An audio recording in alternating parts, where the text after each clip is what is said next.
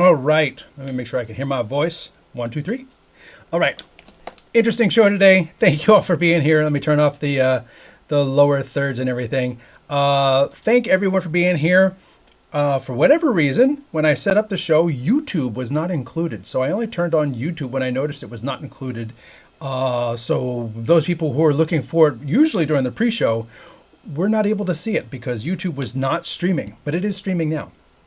And thank you everyone for being here. I'm also going to hit this button over here. Nope, and Instagram just doesn't want to start up today. So we're not going to be live on Instagram, but we are live on Facebook, Twitch, LinkedIn, and YouTube. And YouTube is very important because that's where most of the viewers are. I think I've had one person on LinkedIn. I've had one person hunt me down and find it on Twitch. A couple of people do watch on Facebook, but Facebook's not really that big, which is ironic considering how big of a social thing it is. But YouTube is where people watch. So the fact that it was not streaming live to YouTube during most of the pre-show was very, very odd, considering that I don't change the show. I just copy it forward and everything. And for those who are interested, what I use is, wait a minute, it's over here in QR code. I use Restream, and I've actually set up an affiliate code. So if you want to try Restream for free, that's what I'm using to do the overlays, do all the guests, to Restream to up to 6 destinations in the level of account, because you have different levels. You know, they have a free level, so you can actually try it for free. You can go into the studio, you can test this out, see if it works for you, see if you like the workflow. And I have to say, I appreciate that there's a good Facebook user group for Restream, and I've asked for various features to be added, including the ability to move the pre-show countdown around. They have a built-in pre-show countdown that I will be using when I travel again. And it was stuck in the middle. And I said, listen, this does not help me. I need to move it to an area that I want to move it. And as of like a week ago, they responded to my comment in the Facebook group saying, done. So thank you to Restream for listening to users and making changes that users are asking for. So if you want to try it out, I have an affiliate code. You can try it out at no cost. And if you sign up, yay. If you don't sign up, whatever. If you're familiar with StreamYard, Restream has a studio just like StreamYard. I use it to record the show. It actually records the show automatically, and then I can download it. And so I have an instant archive. If I forget to hit record on the, like today, if I forget to hit record on my local recorder, I know it's being recorded in the cloud. So that is very cool.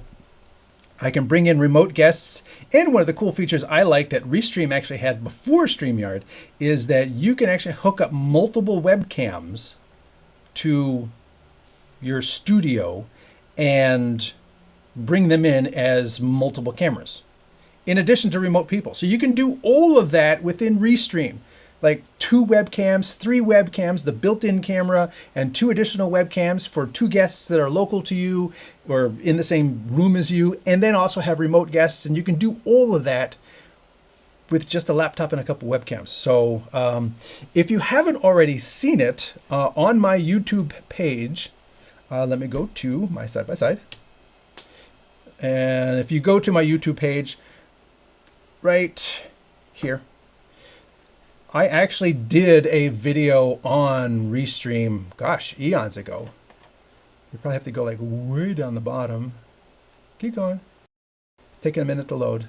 Go past all the NAB stuff, waiting for it. It's a good thing I've got a fast connection here. Keep going, keep going.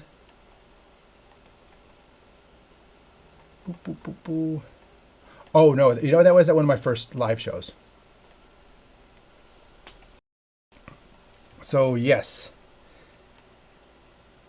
Plus, the other nice thing on YouTube is that if you're looking for a particular video, if you have an interest in a particular thing and you want to see if I have video on it, you can easily just search all of the content that I've produced, which is hundreds of videos at this point. So if we can get all the way down to the bottom of this, I probably should have just searched for it, shouldn't I? Would that be a good idea? And, well, no, I can't find it. Let's do a search.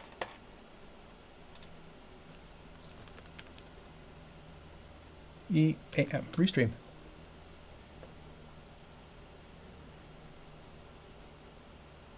Leveraging Restream. There it is. Live show number 52.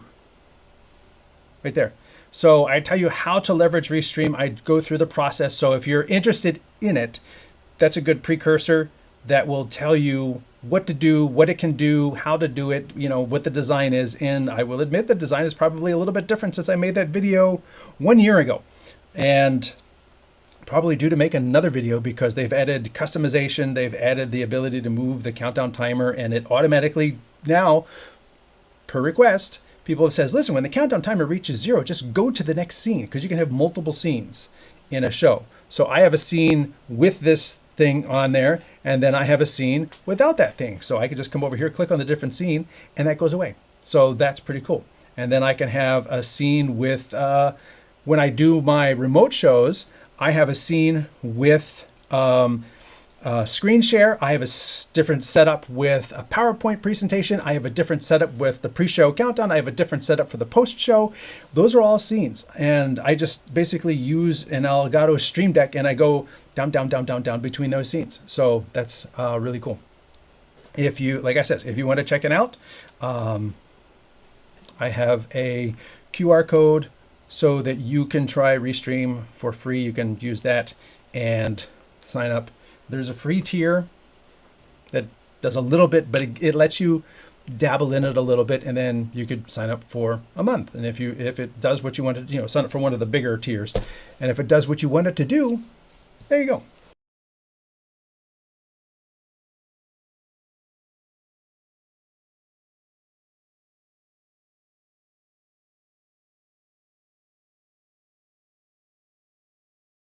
What is the deal? Connection lost, reconnecting. I can't even hide the graphic.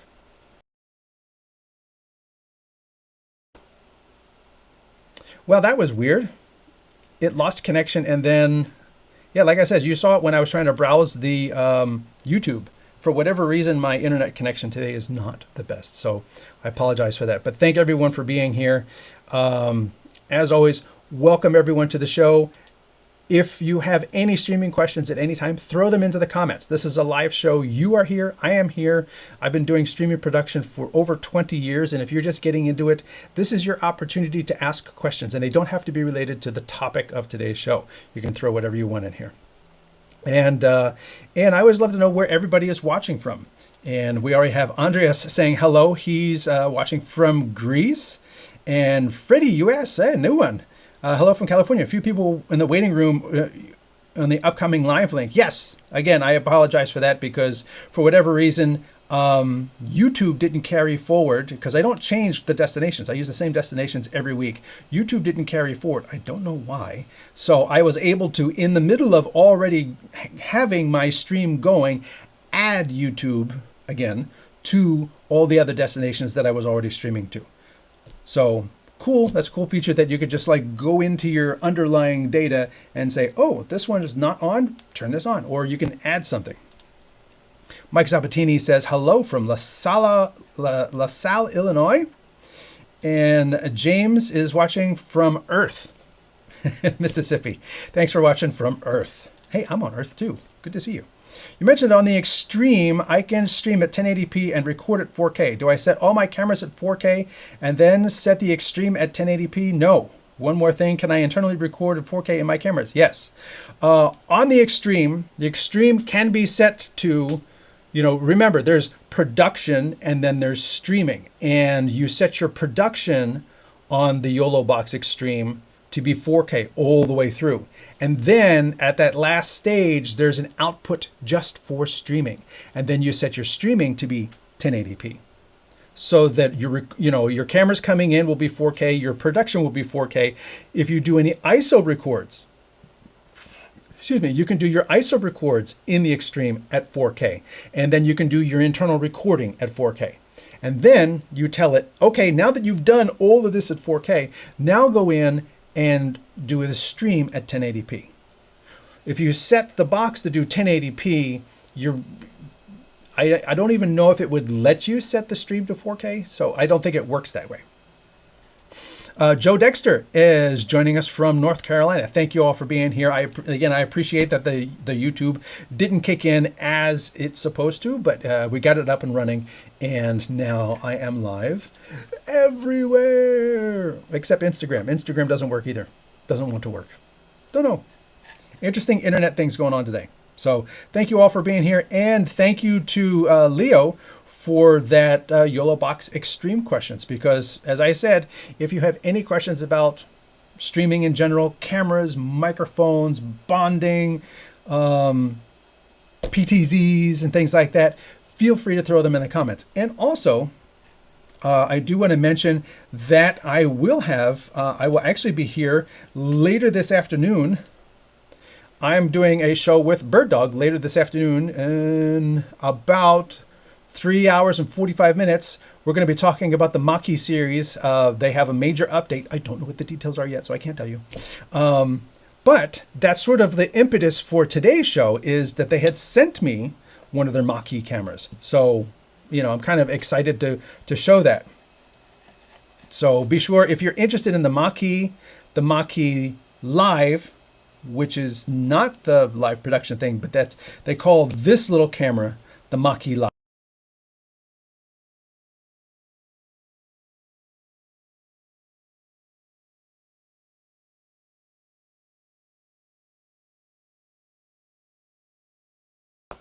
This is the MAKI, and it's got buttons on this side. There you go. Now you can see it. It's got buttons on this side. So this is the MAKI, and this is the MAKI Live. I could just call it MAKI Lite. And again, I apologize. I keep having a connection thing show up on my screen. So if I come in and out, I apologize. For whatever reason, the internet today is just not going to be reliable for me. And I'm not using bonding. I'm using hardware. But I'm recording it locally, so I will be able to put together a complete show after the fact. So they sent me this little camera to do a review of, and I felt this is the MAKI Live is the most direct competition to the Mevo Start that I have seen yet. There's really, in terms of a tiny battery operated Wi-Fi internal recording, so it's a camcorder as well, remotely controllable either with an app or over NDI. They both include NDI. These two are like the competition. Now, I have seen a third one, and that third one, I'm waiting for that page to come up. That third one is this one, the AV Cans wireless live streaming 4K with PoE adapter, and this looks interesting. It says it'll do 4K, and does it have, I don't think it has a 3x optical zoom. It says 3x optical zoom. You can see it's more designed like the Mevo, but I have been asking these people to send me one for 3 months now, and they haven't. I mean, I know I could order one, but I can't order. That's standard policy. If you go to the StreamTek page, there's a review policy, and the review policy is I just don't go buy stuff. I don't have enough viewers. I don't have a Patreon that's bringing in hundreds of thousands of dollars to just go and buy everything on my own. So the review policy is they send it to me, I review it, I send it back. No cost to me, but they get exposure on the channel. That's the review policy. So I don't purchase every piece of gear that I review. I sort of rely on companies like BirdDog sending it in so that I could do a review of it. So thank you to BirdDog. And so this is the other one that I know about. If you know of even more, let me know in the comments so that I could maybe, you know, get more of these in and do a bigger comparison video, head-to-head test type of thing. So those are the three. These are the two that I have. And as you can see, they're very comparable. Some of the big differences between these two, and you know, if you use little Mevos, I find people who do like sports love these little Mevo cameras because they clamp to the fence very easily, and they don't have to run cables around because they're wireless NDI, and they could kind of zoom in. You know, like, okay, here, I'll show you. You can zoom in, but not optically. So if I take this camera and let's go overhead, and I put this on a little tripod that I have, you can see the image spinning because I have it loaded up on my tablet here. So this is the image from this camera right here. And in the software, you can zoom in. And this up here is the signal that I'm sending out, NDI. And I can zoom it in. And you can pan. And you can do this while the camera's live. You can have this app open and be doing all this stuff. And I have done this. I did a multi-camera live concert, and I had four of these Mevo Starts on. This is actually number 4. I had 4 of these on stage on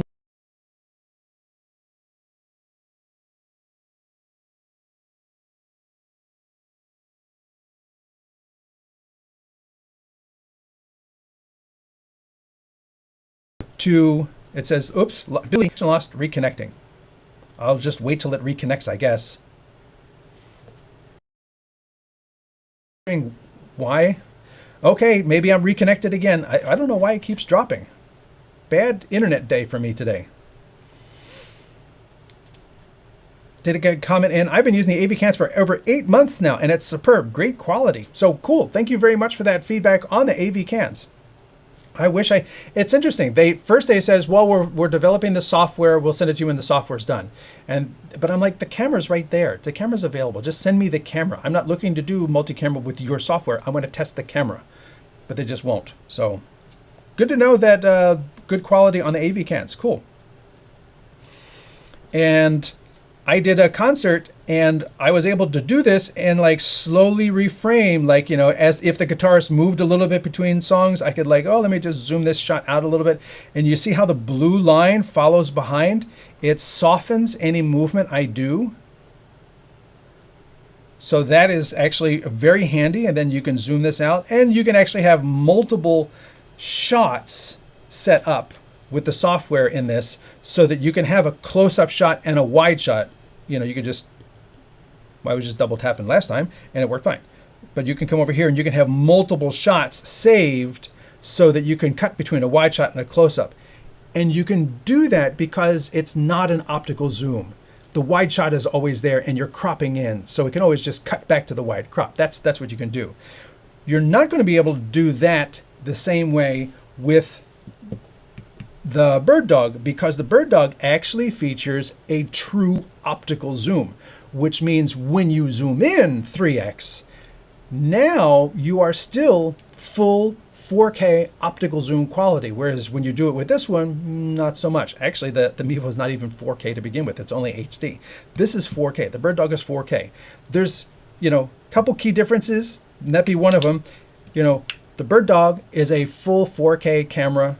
The Mevo is not. It's an HD camera. Secondly, this has got your microphones in the front, aiming where the camera aims. The Mevo has the microphones on top, aiming at the sky. Now, they can use timing and, you know, to sort of like try and listen to sound based on timing, but just put the microphones in front. That just makes more sense to me. Look, it's not like there's any lack of space in the front of this thing. Neither one of them have the ability to add on a wide angle or a telephoto lens, optical lens, so that you can't put this somewhere and then put like a super wide angle and get like a whole auditorium and just put it somewhere.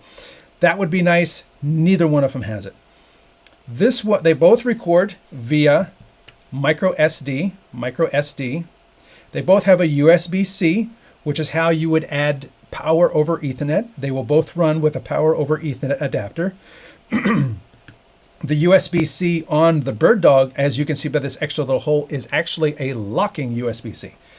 And, you know, I don't want to say it locks. It has a little screw adapter, and this cable comes with it. I'm working on a video, so that's more covered in the video. So there's a screw adapter that holds the USB-C cable in here. No such provision in the Mevo.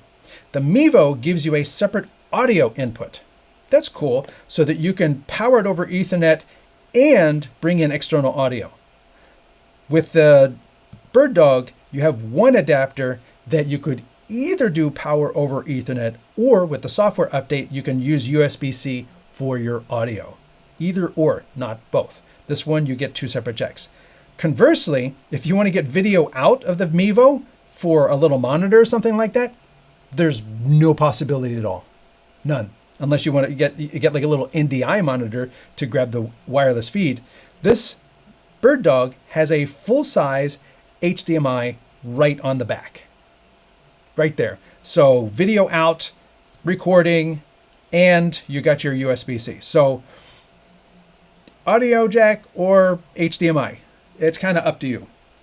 And as I said, the big provision that makes, I feel, the difference here is the BirdDog has the 3x optical zoom, and I believe it probably has 2 batteries in it.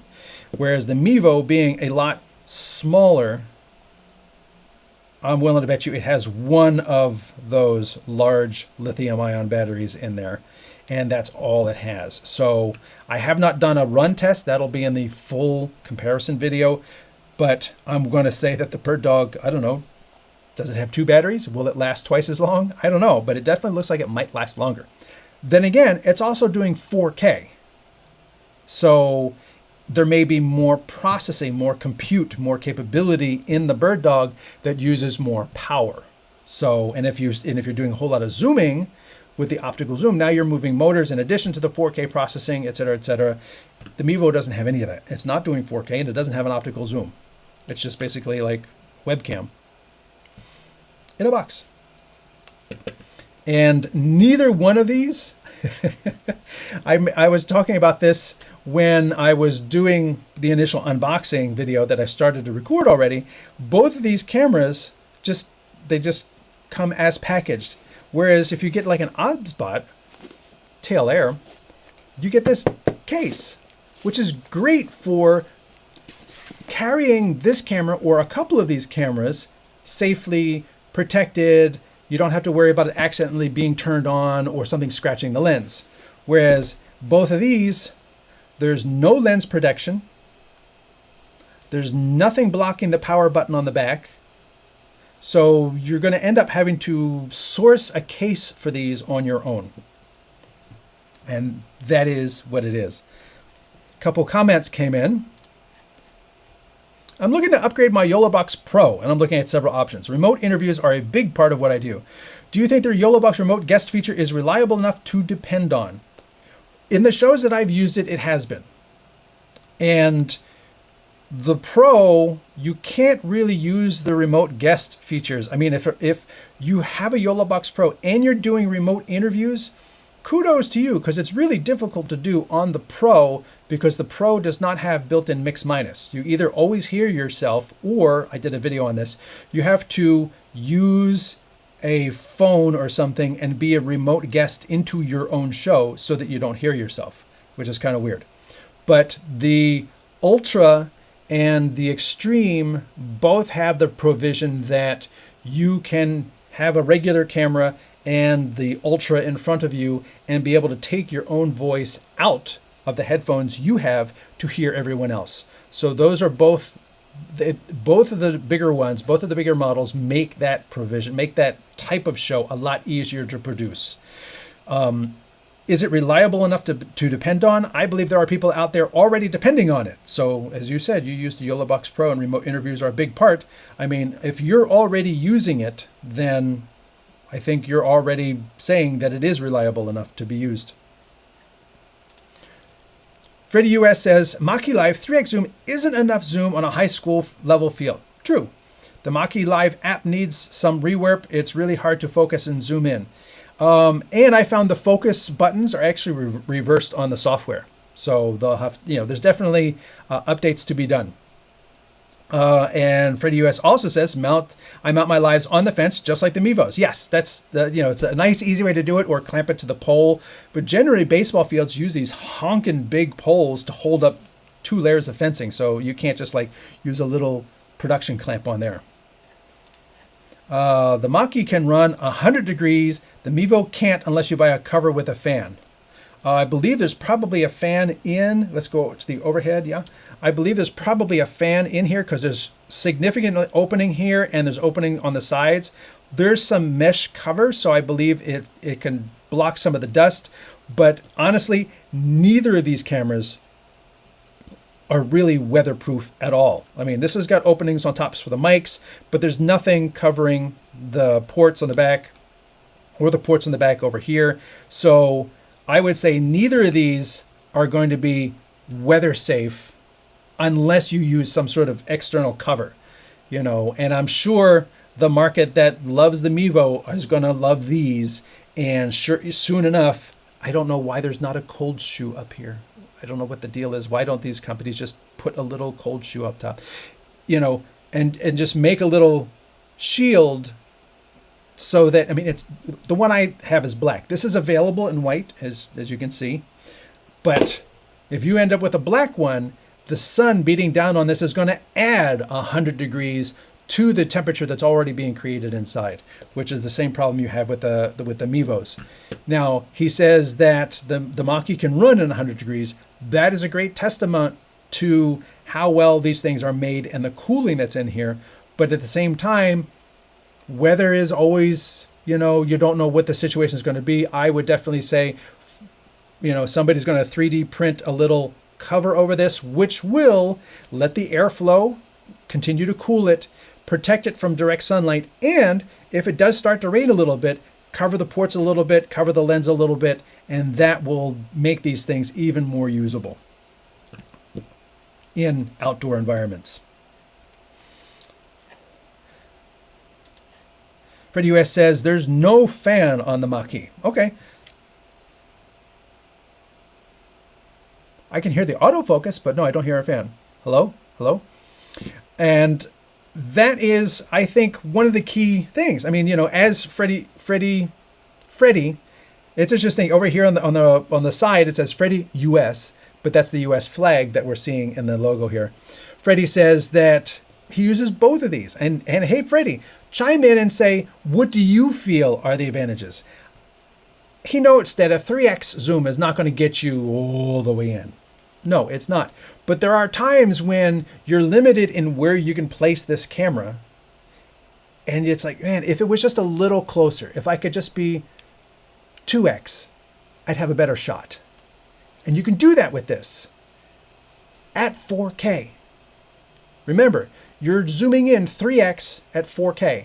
And then, one of the things I had noted when I was playing with this is you can zoom and in the zoom, you can see visually, you can see when the optical stops. But I did not see in the menu a way to limit it to optical zoom, because then it goes into a digital zoom, like the Mevo. And then there's not a way to stop the digital zoom at 2x, because if you're doing a stream at 1080, cropping in a 4K frame 2x gives you a 1080 quarter of your 4K frame. So you're still pixel for pixel. You have all the pixels. So if you have a 3x optical and then you have 2 more x with regards to cropping, and your delivery is HD, that's in essence a 6x zoom, and you're still delivering full HD quality all the way through that. That would be great. With the Mevo, you're only getting full HD quality at the widest. That's it. Anything else is less, and it's being interpolated back out to whatever you're trying to deliver. If you're doing 720p on both of these, you get a little bit of digital crop before you're cropping into the image. This one at 4K, you got a lot of crop. I think it's 3x? Somebody can chime in and tell me. At 4K down to 720p, how many virtual X's, how much can you crop into that image? That's one of the figures I don't know. I apologize for that. But these two I feel are direct competitors. And in many ways, the BirdDog is the Mevo Pro that a lot of people have been asking for so long. Update the Wi-Fi. Give us better Wi-Fi capability. I love the halo light. You can really see that thing as opposed to just this teeny little dot in the front. And because I've got a blue screen, you can actually see the green light. And you can see that this one's red. The tally is red. And that's because I actually have these both up in vMix right now. And let's go over to there. You can see I have both of these cameras. I actually have this camera. This is the Mevo. And I have that's the Mevo, I'm sorry. And this is my BirdDog. I have these both up in a version of vMix so that I can put these two side by side. So now you can see both my BirdDog and my Mevo. Another thing that you're noticing here is the BirdDog is actually focusing. The Mevo is such a small sensor. It's basically, you know, kind of like a webcam. Everything's in focus. There is no focusing really per se. I forgot to show you when I had it in front of me, but the BirdDog actually has a time of flight sensor right underneath the lens. So if I bring my hand in, you will see it get closer and closer, and it's still in focus. Actually, let me take this. There you go. There's my ring. There's my ring. There's my ring. I mean, I am 4 inches in front of the lens and it's tack sharp. So if you need to do close-up work, this is really good. And then I move my hand out of the way and it's going to refocus because that thing is not in front of the lens anymore. So let me shrink that back down. Now I think I have the Mevo app running on my phone. I'm sorry, the MAKI app.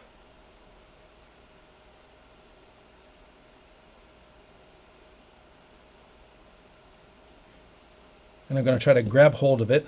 And let's go overhead. This one's connecting to that, and I just put this to sleep. Wake up. There it is. Go ahead. Okay, so on this device, I have my MAKI. On this device, I actually have to exit. Are you showing a disconnect? Yes, because I have 2 of them. So, to do 8.8, which one did I have in front of me? This is 8.8, so I want this one. Connect. So now I'm connecting with this. I'm connecting to that one over there. And like I said, you can zoom in here and then move this around. So I have to give credit to the Mevo app. They've had a few years head start on building something that can do this. And then there's also auto tracking and different things like that. Here, you can see that I have my camera. I can make this full screen. I've got my audio levels, which I think I turned all the way down because I was having some feedback when I was doing testing before the show. And then you've got your setup for the camera. You've got your wide. No, that's not wide. This is wide. There we go. So if you move the slider to telephoto, it'll get wider. If I move my focus, turn focus off, manual, and then I move my focus to far, it will move it closer. If I move it to near, it'll push it further away. So both of these are actually labeled backwards right now. But obviously that's a software thing. They can just flip the labels. Yay. You've got a denoise level for your audio. That's actually pretty cool. So you can do denoising for the audio a little bit, so you get like noise reduction in the audio it picks up.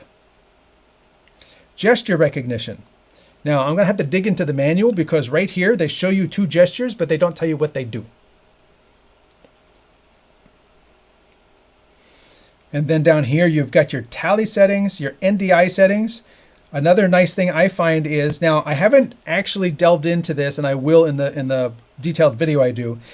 There's an encoder profile where I have ultra, UHD, an ultra setting, a high setting, a medium setting, and a low setting, but it doesn't tell me what the target data rate is. Whereas in the Mevo app, if I go into my settings and I come over here to my NDI mode, it actually tells me, no, don't disable it, cancel. I'm at 15 megabits. That's my target.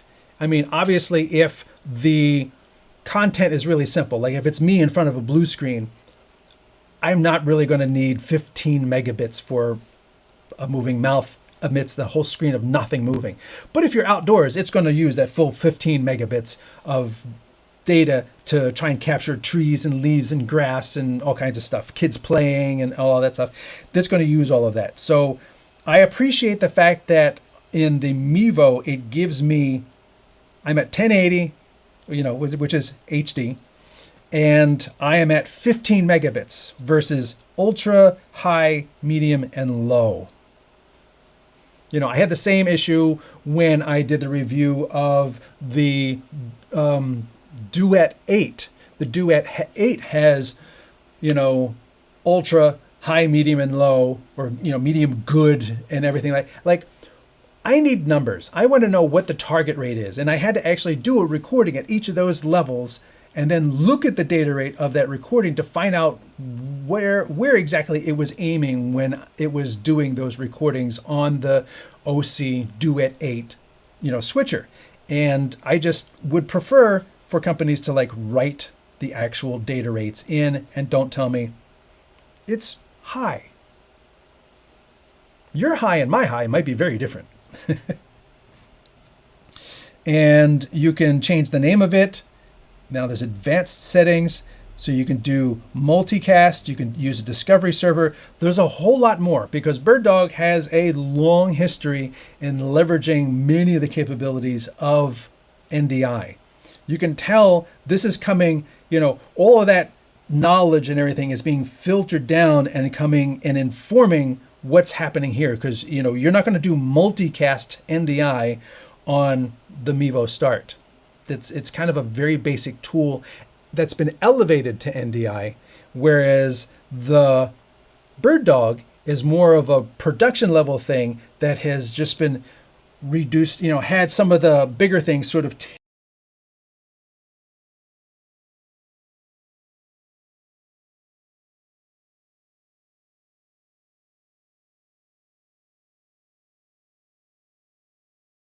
just going to continue on for the recording.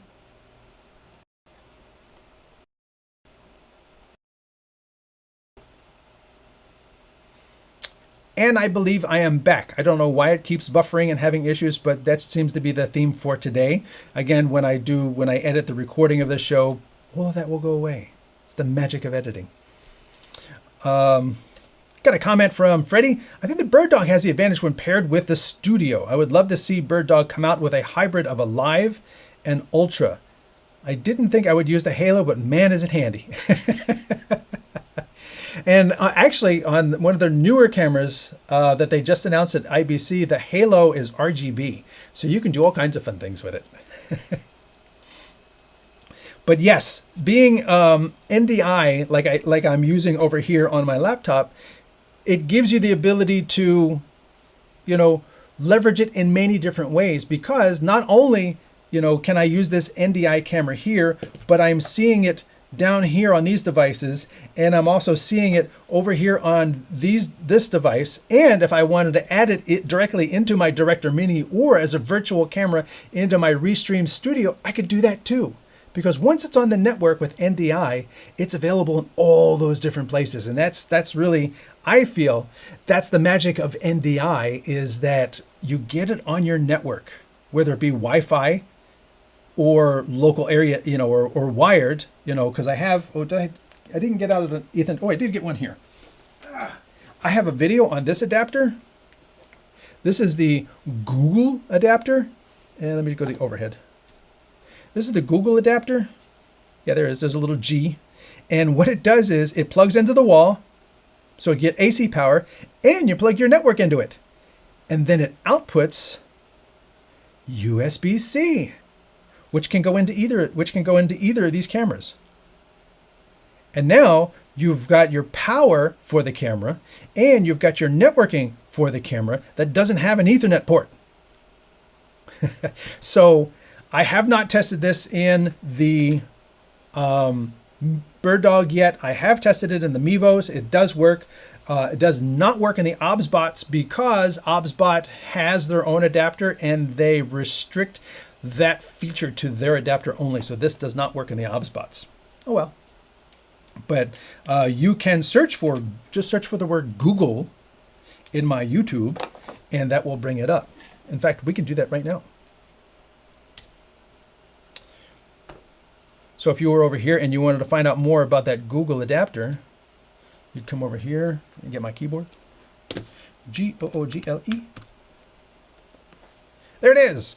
Google's $20 power and Ethernet to USB-C adapter. It's not PoE.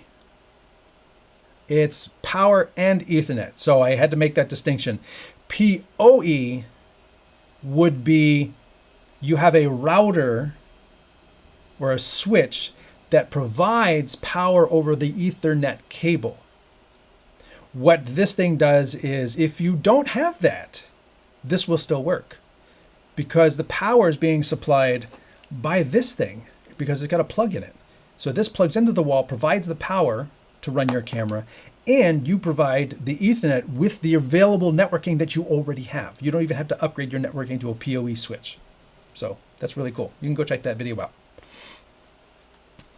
And as a reminder, if you were so inclined, I am using Restream, which thankfully is reconnecting every time my internet has a little hiccup today. And if you wanted to try Restream for free, I've got an affiliate code. So we're trying this out. See if it works. No skin off your back, no extra charge for you.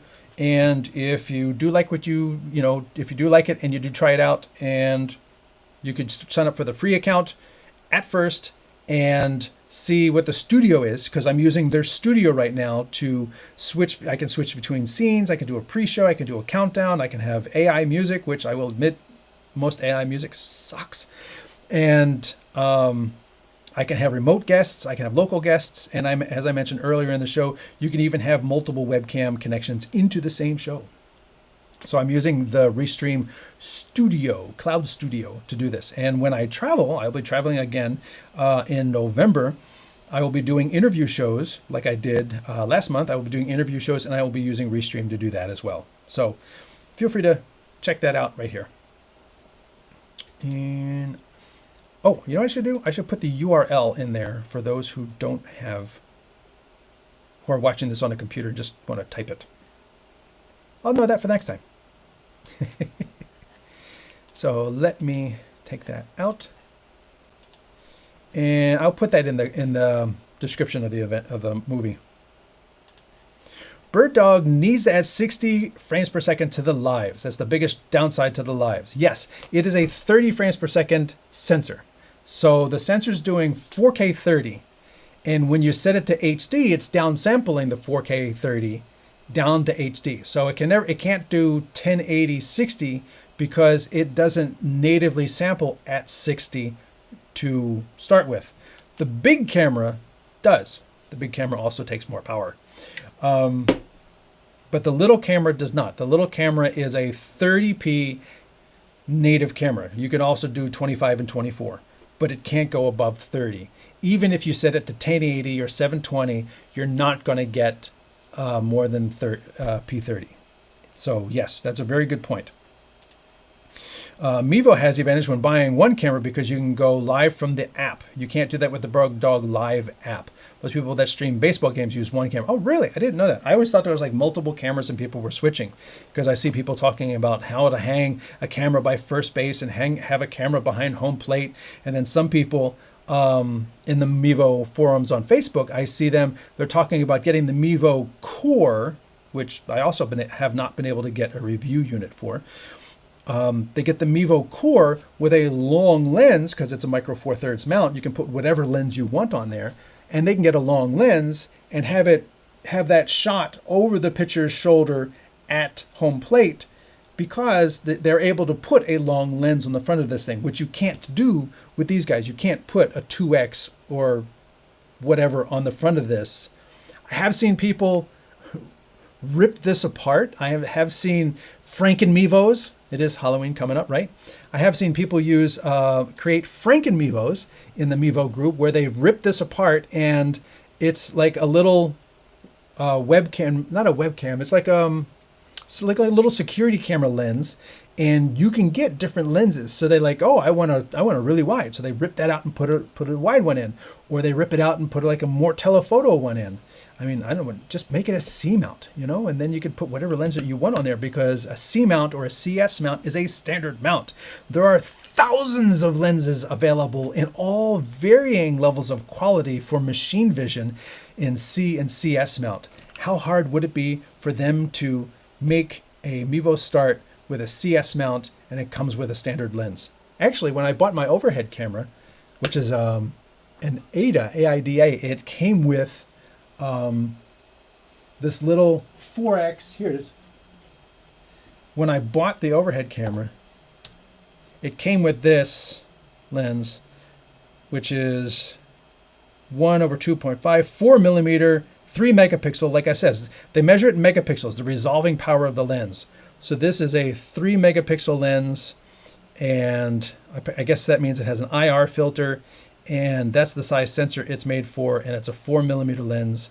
And this is what it came with. And then I put a multifocal lens on my overhead, because sometimes I want it wider. Like, I would technically want it wider than this, and I can take this and make it wider, but it's not parfocal. So then I have to focus it manually. There we go. And that is what I wanted to be able to do. Depending upon what I was showing, I wanted to be able to like widen the scope or make it smaller, and the stock lens that it came with wouldn't let me do that. So being able to swap lenses is a really cool feature. Being able to zoom, like the MAKI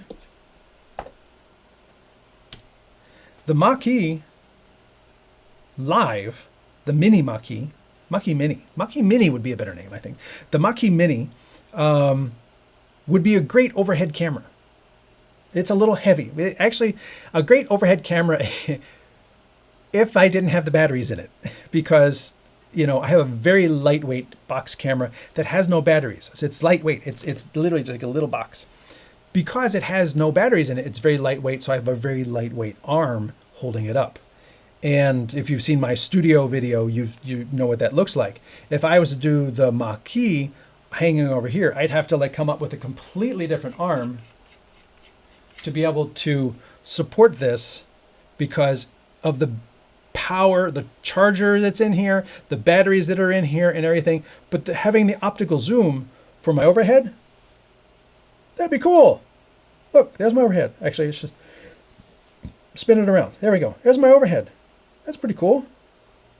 Dang, I kind of need it to be more zoomed in. Let me go to my camera settings, turn off the NDI settings, and go to the wide.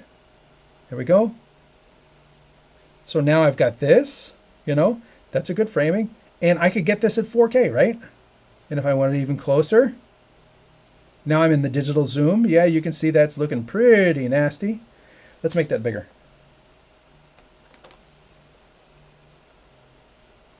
So that's really cropped in the digital zoom, but I would never actually want it to be that close. This is probably even a little bit too close. And if I zoom that out, like that's a good shot. And being able to have this here overhead, I mean, I'm wireless right now, but I would use the HDMI out and probably use PoE so that it always has power and never have to worry about the batteries running down. But for a quick setup and on location to do something, this is a fantastic little camera. I mean, any little camera like this, I feel, sorry, don't mean to make people dizzy. Any little camera like this, you did well to read the fine print without glasses. Thank you. You did the fine. Yes, thank you. These are just so cool, so handy to be able to have this in your gear bag, especially if you could have it in a little hard pouch. Note to every camera manufacturer, Mevo, BirdDog, anybody, pouches. Send the cameras in a little pouch like this, and then just put a paper sleeve around it. That's all. So the only thing we're throwing out is the paper sleeve. But then we keep this because this is what we do, and we put this in our gear bag or in our Pelican or whatever. Oh, I need 4 of these. Pump, pump, pump, pump. I got 4 of these in pouches. Yay. Having one of these as a backup. You're doing a show. Oh my God, one of my cameras went down. I've got a backup. Oh, you know, it'd be really cool if we had a wide shot of the audience. Boom. These things, and because the batteries are going to last for hours, and this one's actually got the HDMI out as well, so you can take a direct feed if you wanted, but having the wireless NDI, and as long as you have a good wireless router, and by good, I mean one that can handle multiple NDI streams without fail, and that's not a lot of them, then having a device like this in your gear bag as a backup, as an extra camera, as they say, a throwdown, these are really cool. And I would dare say the 3x optical zoom plus coupled with the digital zoom is going to be a lot more usable than the Mevo. And I'm not saying that just because BirdDog, I'm doing a show with BirdDog about these later today. Red Carpet Media says, love the new tech you have been reviewing lately, especially the ones with continued support. Yes. And again, I thank, BirdDog for sending these along. BirdDog is a company that just this year, they introduced, the Silicon 2 update for their cameras from 5 years ago. Giving those cameras that they've already sold, there's like no pressure on them to give them new features. But then all of a sudden, one of the first cameras they came out with, the P100, is able to do HX3, which was not on the box ever for that camera. So kudos to them for catching up. StreamTek, interesting, nice name. StreamTek says, finally caught you live. Hey, glad to have you. And again, I always love to say, thank you everyone who is joining here for the show. If you haven't already chimed in, feel free to let me know where you're watching from today. I appreciate everyone who watches from around the world, whether it be Greece, North America, anywhere in Europe, South America. I haven't seen anybody from Africa chime in today, but I've had a couple Africas watch the show. And if you have any streaming questions, feel free to throw them into the comments. Not limited to the show today where we're talking about the BirdDog MAKI Live versus let me spin it around, the Mevo Start. Fight. They're both useful cameras. They're both handy. They both have unique capabilities. And which is the best camera, as always, is dependent upon what do you want to do with it. Because I know people come to me and say, oh, you got both of them. Which is the best one? Do you want an optical zoom in 4K? Boom. Do you want a standalone app that comes with that you can download and run on your iPad or phone to switch cameras? This one. Do you want something, the smallest one? This one? Least likely to get hit by a baseball? This one's actually designed to sit on top of a mic stand. So, and then you can add an adapter for a 1/4-20. So there's a lot of capabilities here. Do you need one with a dedicated audio input? We kind of talked about this before, but looking overhead, you can see right here that, the Mevo Start gives us the microphone jack and the USB-C, so you can power and do microphone, whereas here the USB-C can be used for power over Ethernet, or it can be used for audio over USB, but you can't do both. So you've got to choose. They both have micro SD recording. This has an audio input. This has a video output. And based on the size, I'm thinking their optics are up here and your battery is down here. If the optics are in the middle, so I'm thinking this one actually has like 2 batteries in it, and then your circuit board is down here along the bottom. So 2 batteries, 1 battery. Bigger. It's a little bigger, a little heavier, but definitely giving you both 4K and optical zoom, I think are huge advances, and certain things that people have been asking from a Mevo Start Pro or Mevo Start 2. People have been asking for those features for years from Mevo, and even before Logitech bought it and it became a Logitech brand. People have been asking for a updated Mevo Start for years with all kinds of capabilities, including a threaded front adapter, so you could screw on a 0.5 for a super wide field of view, or you could screw on a 2x to give you a little bit more optical zoom. And if you could do that on, you can't do that on either of these. So they still didn't do it on this one. Would have been nice if they did, because then also you could like put it a lens cap for when you want to pack it up and protect the glass. But nope, didn't do it. So there's still room to improve. That was a quick look, quick overview of the app here. The one thing I didn't show was image settings. Let's go into image settings for the BirdDog. Let me put it back over here on the stand. There we go. Takes a minute for me to screw that in, and then you can look at the laptop. So here I have, let's go overhead. You have contrast, brightness, saturation, sharpness, wide dynamic range, backlight compensation, and then a couple settings for exposure can be average, regional, or central. Your scene selection can be normal or live. I don't know what the difference would be. Technically, anything that happens in front of the camera is live, right? And anti-flicker is your outdoors, or you want 60 hertz or 50 hertz. Kind of covers most everything, doesn't it? The thing you don't see here that I was actually quite surprised at that you do get in the Mevo app is shutter speed. If you want 60 frames a second and you want to set your shutter to 1/60th, or you're doing sports and hey, I want a 1/25th, or if you want to lock your ISO and have the other ones float around, you can do that over here. Let's come back out of this and you go into, gosh, it's been a little bit. So here you go, brightness, contrast, saturation, but then there's a manual mode. If I can find it. Like I said, it's been a minute since I've set this one up.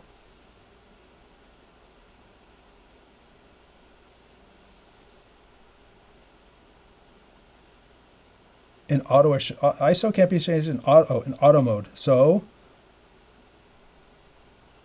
no. Trying to find, yeah, that's my white balance.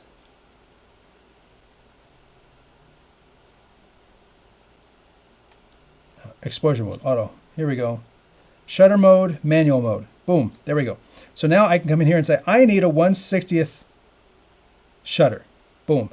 I need an ISO of 800. Boom. And it's going to be fixed there. So that if I'm doing a stage show, or if I'm doing something where the lighting is all sorts of wonky and there's a pin-spotted person in the middle of a black stage, like a TED Talk or something like that, I need to set my exposure.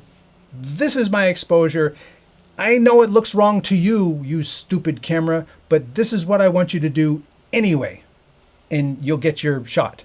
This one, it's always on auto, and you can adjust the contrast and brightness of the image, but you're not really adjusting what the camera is doing. So if things are dark, it's going to brighten the bottom of my hand, and if then you see it quickly get dark. Let's go over here. You know, it's changing the white balance, it's changing everything. And I'm not able to, like here, if I cover it with my hand, I don't know where it was finding light, but it found light from somewhere. And there's not a way to force it. Here's something that's really bright. You know, and I can't force it to be overexposed or underexposed. It's just going to be what it wants to be. Whereas the Mevo is obviously overexposed. But I can come in here and change the ISO down to 200 maybe. 200 is better. And my white balance is wrong. So let me bring it up to 34. 34 is looking a little better. Let me bring my white balance up to... There you go. That looks pretty good. And then from there, it gives me the ability to adjust the brightness, contrast, and saturation of the image, just like this one. But over here, I'm also able to tell the camera what to do. What you don't see over here is you don't see an iris, because there's literally no iris in this camera. There's no iris adjustment in the, it's a webcam, you know, in essence. But you've got your shutter speed and you've got your basically gain or ISO. And you can fix those for the shot that you, for the environment that you're filming on the Mevo. Now, again, they just came out with, you know, the MAKI Live, MAKI Mini. And this software obviously is going to be updated. It can do more in terms of NDI already, but if you've seen the software capabilities via the web interface for the other BirdDog cameras, you know, you can rest assured that that stuff is going to filter down into this app. And you're going to be able to, I expect we're going to be able to like lock the image settings of the camera separately from the contrast, brightness, saturation, and sharpness and things like that. Those are affected after you capture the image, but being able to tell the camera what my shutter speed is, how much gain I want it to do, those things I think are very critical. Those are not yet in the BirdDog app for the MAKI Live cameras just yet. But given the fact that they are very good about updating things and giving users more capabilities, I expect it to be over here in due time. And you know what? I am just speculating at this point, but as I mentioned earlier, I will be working with, wait, let me do this. I will be working with them in under 3 hours for the MAKI Live series major update. I don't know what it is, but I'll be hosting the show later today. It's live in 3 hours. You can see it on the BirdDog channel, on YouTube, and on Facebook. So be sure to check that out if you're interested in the MAKI Live. So they also have the whole switcher studio going over there, the MAKI Studio with the switcher interface, the hardware interface. So there's a lot going on. And who knows, it could be like a whole big update to the software that gives you even more controls. And, you know, all of a sudden, everything I talked about today is sort of like, don't even worry about it. It's not a problem. Who knows? That could very well be the case. Also, if you're more interested in more content that I produce, I also write for Streaming Media Magazine at streamingmedia.com. You can see my review of the YOLOBox Extreme. And then I also did an all-in-one production tablet live streaming devices. There's like 7 different devices in that article that I talk about, not just the YOLOBox and the Director, although the Director is the other recent video. And I did the Blackmagic Design Micro Studio Camera 4K G2 review over there on the end. Also, if you need to reach out to me for consulting or if you've got product that you need reviewed, you can go to StreamTek.us, see the review policy, or contact us at the top of that page. I also created the B4 on M4 III, putting a B4 lens, B4 mount, that's the mount on the back, on a micro 4/3 camera. So that's my GH4 over there doing 4K through that big lens. I also created a group for Teradek AirMix. And the Teradek AirMix is a software from Teradek, you know, big company, but it was not, they're technically bailiwick doing this iPad software. So they just basically took off all the restrictions, released it to the public and said, have at it. So I created an unofficial group that anyone can join. It says that don't allow pages to join just because I'm not logged in on this computer. And you can join this group and talk with others and have solutions. And if you have old hardware, old iPads, old iPhones, old Android phones too, this hasn't been updated in like 5 years. So it's actually designed to be used on that old hardware. So that's pretty cool. And also want to throw in a plug for my sister, 17 Seconds Studio. She has a studio that she actually makes all of this art, and whether it be on wood, multiple panes, round.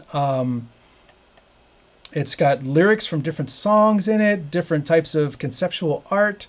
Feel free to go check it out at 17secondsstudio.org and check out some of the artwork there. I can tell you right now that you cannot purchase the Rainbow Connection V4 because that's the one that's in my office right over there. So you can't get that one. that one's mine. And lastly, that was the AV cans. That was the last tab that I had there. Let me just go through the comments, make sure I didn't miss any questions. Here's one. Is there a Wi-Fi camera like the Tail Air that offers optical zoom on the market currently? Yes. Tail 2. OBSBot makes a Tail 2 that has a 5x optical lens, and I compared it to the Tail in a video on this channel, so you can go check that out. And the Tail 2 looks great. It's a great looking camera. The price cost for an optical zoom camera is going to take you to up to $1,000 basically. And then once you get there with that $1,000 price, you could also go to a BirdDog at $999. You could get with a not just a 5x optical zoom, but like a 20x optical zoom. Or you could get a PTZ Optics for $999. You know, so once you get to that price, all of a sudden, boom, the market opens up dramatically at $1,000. When you're under $1,000 and you're at the $400 level, is there a Wi-Fi camera like the Tail Air that offers an optical zoom at the same price? No, there's not. The BirdDog Bowls promo chimes in. The BirdDog X series starts at about $1,000. BirdDog show will be about the new Blue graphics integration. It could well be, but that was announced at NAB. That was already announced. So I'm curious. I am curious what it will be. We will see.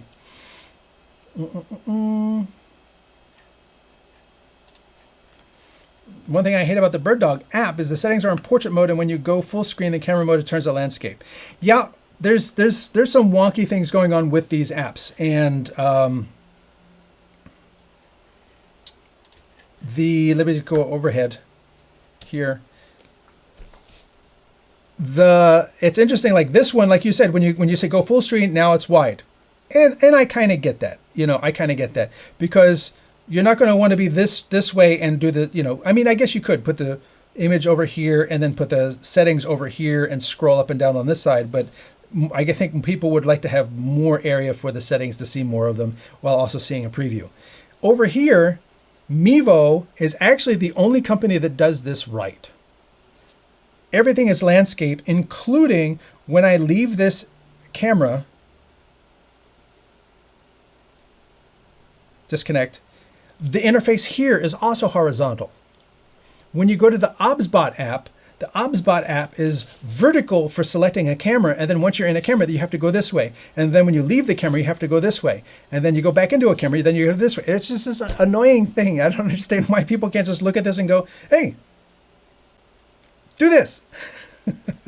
So different strokes for different folks. I think most of BirdDog, including the NDI camera app, is also all vertical as well. So that's their design ethos, is all vertical. But I bet you somebody asked to be able to pop the image full screen and, you know, or see it bigger. Okay, I can see it bigger, although it's stretched on my phone, and then bring it back and look at it that way. So I bet you that was basically a feature request from a user. I need to be able to see my image bigger on a phone. Okay, now you can see it bigger, but in order to do that, you got to take over the whole screen and you got to rotate it. Whereas this is just, it's always horizontal, going between my two cameras that I have up. And once I'm connected to a camera, the entire interface is also horizontal. Whereas, as I mentioned, on the OBSBot, which is very similar, weirdly similar, they haven't got that figured out. So when you're going between cameras, you have to go between cameras vertically. And then once you connect, you then have to go back this way. It's annoying. But yeah, everybody's got little things that they need to like figure out. So I've rambled on for an hour and 15 minutes. I thank everyone here for staying with me through the show, and especially as my internet connection in the beginning, for whatever reason, was a little wonky, to be sure. Let's see, should do this. There we go. My name is Anthony Barocas. I'm the Chief Gearhead. Ooh, I can do it there. That's the titles that are built into Restream.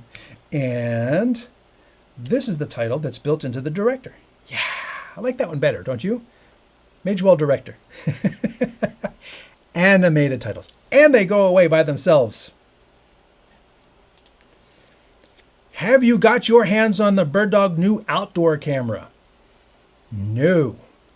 And I don't think that's sort of beyond most of what I cover, which is like for beginning and people new to streaming and those looking, it's sort of like the lower end of the live streaming market. That's kind of where I sit, where, this MAKI Live is perfectly suited. The Mevo Start is perfectly suited and things like that.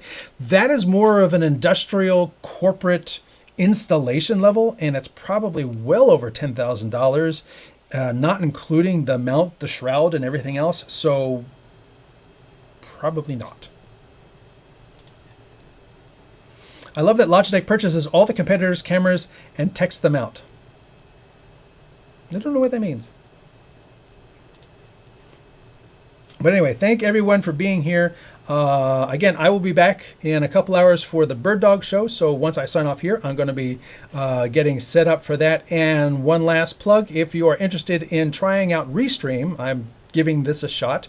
This is an affiliate link. Just open and disclosure. This is an affiliate link. I use Restream. I signed up on an AppSumo account. So I pay for Restream, and I use it to go to 5 accounts at the same time. I use it for bringing in the comments from all of those 5 accounts, and I use it to bring in my cameras. And when I do my remote shows, when I'm traveling and I do remote guests, I do that in Restream. So I am a Restream user, and they recently implemented something that I've bugged them about for a few months, which is to be able to move the countdown timer around on the screen. They're listening. I love companies that listen, and when you tell them this would really help if you could just make this happen, they can make things happen. So if you want to try Restream out for free, I will update this to actually have a URL at the bottom, and you can do that and give it a shot, give it a look, see if it's something that you're interested in. If it's not, cool. If it is, you can sign up on various levels of account and give it a try on your own productions. So thank you all for being here. And until next week, I will say, wait. Oh, I've got a button right here. Still using my $20 Bluetooth remote. I will tell everyone, thanks for watching.